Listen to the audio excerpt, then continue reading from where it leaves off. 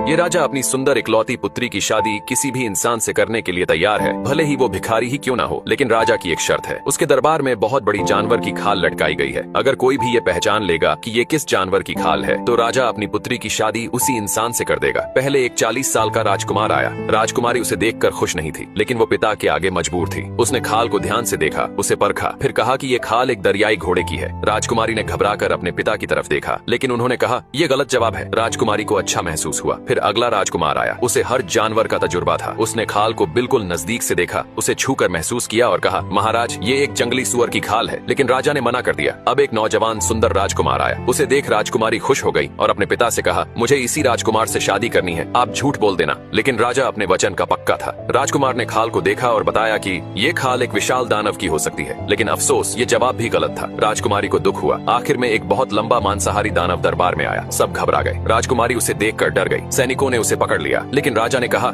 ये जवाब सबके लिए है, कोई भी दरबार में आकर जवाब दे सकता है। दानव को हर जानवर की नस नस पता थी, क्योंकि वो मांसाहारी था। दानव ने खाल को केवल सूंघा और बताया कि ये खाल फ्ली जानवर की है। राजकुमारी डर गई। उसने अपने पिता की तरफ देखा। राजा हैरान हो गया, उसे बहुत पछतावा हुआ। राजकुमारी रोती हुई वहाँ से भाग गई। दानव ने सही जवाब दिया था। राजा का एक जानवर था जिसे वो बचपन से पालता था। धीरे धीरे वो बड़ा हुआ, लेकिन एक दिन उसकी तबीयत खराब हुई और फ्ली जानवर मर गया। ये खाल उसी जानवर की थी। अगले दिन दानव राजकुमारी को लेने आया। वो बहुत डर रही थी, लेकिन मजबूर थी, क्योंकि दानव अब से उसका पति था। वो राजकुमारी को अपने घर ले जाने लगा। वो एक जंगल में रहता था, लेकिन राजकुमारी थक गई और नीचे गिर गई। दानव उसके पास गया, उसे उठाने लगा, लेकिन वो अब चल नहीं सकती थी, जिस वजह से दानव ने उसे अपने कंधे पर बैठने को कहा। दानव राजकुमारी को कंधे पर बैठाकर एक खड़े ऊंचे पहाड़ पर चढ़ रहा था, क्योंकि चट्टान के ऊपर ही दानव रहता था। राजकुमारी उसका घर देखकर घबरा गई। उसके घर में केवल हड्डियां ही बिखरी हुई थी, क्योंकि वो मांसाहारी था। अब राजकुमारी की जिंदगी नर्क बन चुकी थी। वो बिल्कुल भी खुश नहीं थी।